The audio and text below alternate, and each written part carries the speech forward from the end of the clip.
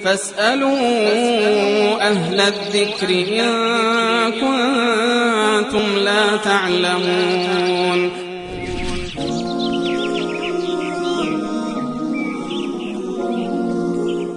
بیانده بعدی پرسیدن که آیا خواهر زن محرم هست و دست دادن به او درست است یا نه؟ الله متعال در سوره نساء کسانی رو که محرم هستند یا جز محرمات هستند اینو الله متعال کاملا برای ما بیان کرده در آیه 23 و 24. حرمت علیکم امهاتکم و بناتکم و اخواتکم و عماتکم و خالاتکم الی آخر، که الله متعال تمامی کسانی رو که بر انسان حرام هستند یا به تعبیر دیگر محرم هستند برای انسان، اینها رو کاملا بیان کرده. منتها یک نقطه در اینجا وجود داره که حرام بودن دقیقاً به معنی محرم بودن نیست. یعنی صرفاً این که ازدواج با یک زنی حرام باشد این دلیل این نیست که فلان زن محرم این مرد قرار میگیرن. بحث حرام بودن یعنی حرمت ازدواج یک امر دیگر هست، محرم بودن یک امر جداگانه هست. تمام کسانی که محرم هستند، این نکته رو دوستان توجه بکنند، تمام کسانی که محرم هستند دو امر در اینجا عرض کردم داریم. یکی هستند محارم که محرم انسان هستند و نوع دو محرمات که ازدواج با اونها حرام هست. تمام کسانی که محرم هستند، تمام کسانی که محرم انسان هستند ازدواج با اونها حرامه. ازدواج با تمامی محارم حرام هست. اما کسانی که حرام هستند، تمام کسانی که ازدواج با اونها حرام هست محرم قرار نمیگیرند. برعکس نیست. برعکس نیست. یعنی تمام محارم ازدواج با اونها حرام هست.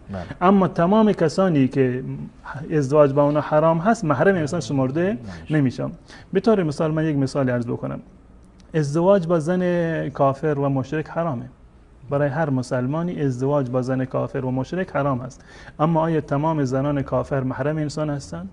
نیستن. فرضاً یک انسانی 4 تا زن گرفته. 4 تا زن برای یک مرد مسلمان جایز هست که بگیرد. یک فردی 4 تا زن دارد، بیشتر از این زن گرفتن براش حرامه. اجازه نداده که بیشتر از این بگیرد. یعنی تمام زنهای دنیا غیر از این 4 نفر براش حرام هستند. این به این معنی نیست که هر کسی 4 گرفت این محرم تمام زنان دنیا می شود. پس بنابراین تمامی محارم ازدواج با اونا حرام هست، اما کسانی که ازدواج با اونا حرام هست همشون محرم انسان قرار نمیگیرن. در همین آیه 23 سوره نساء الله متعال در مورد خواهرزن هم این مطلب رو بیان کرده که جزء محرمات هستند.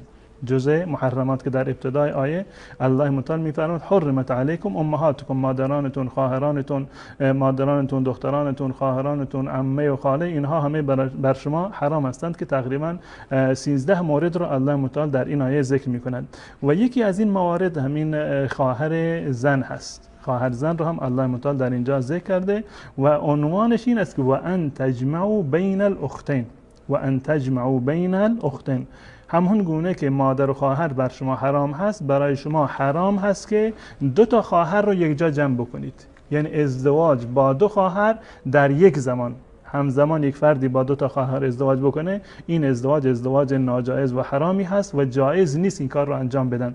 پس بنابراین خواهر زن جزء محرمات هست، جز این گروه دوم هست که ازدواج با اونها حرام هست، اما محرم انسان شمرده نمیشه. شاید مردم به اشتباه بندازن این کلمه‌ای که استفاده میشه میگن خواهرزن محرم موقته.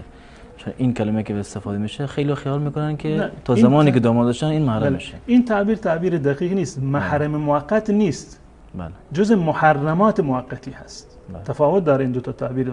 وقتی میگیم محرم موقت هست، خب یعنی محرمه. حتی زن هم محرم موقت هست. تا زمانی که این عقد زناشویی در میانشون وجود داره، این زن و شوهر با هم دیگر محرم هستن. به محض اینکه طلاقش داد نامحرم میشن.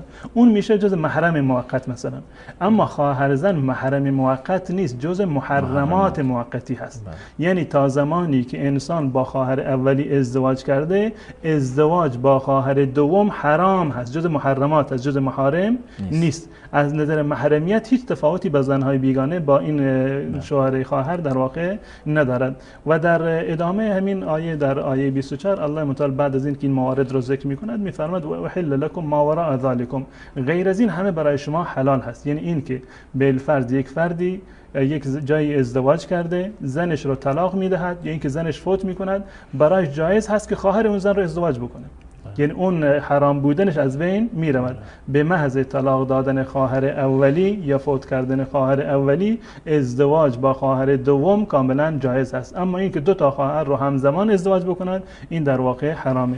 پس بنابراین با توجه به این خواهر زن جز محارم شمرده نمی شود، ازدواج با اون موقتا حرام هست و به محض طلاق دادن خانم اولی یا خواهر اولی یا وفات کردنش ازدواج با خواهر دوم کاملا جایز هست. پس بنابراین در میان شوهر خواهر و خواهر زن هیچ گونه محرمیتی وجود ندارد، احکامشون دقیقاً مانند احکام دو فرد کاملا بیگانه هست. پس بنابراین خلوت کردن هم جایز نیست، صحبت کردن هم جایز نیست و نشان دادن آرایش هم جایز نیست و دست دادن و همراه شدن یا سوار ماشین شدن و سوار موتورسیکلت شدن، هیچ کدوم از اینها جایز نیست.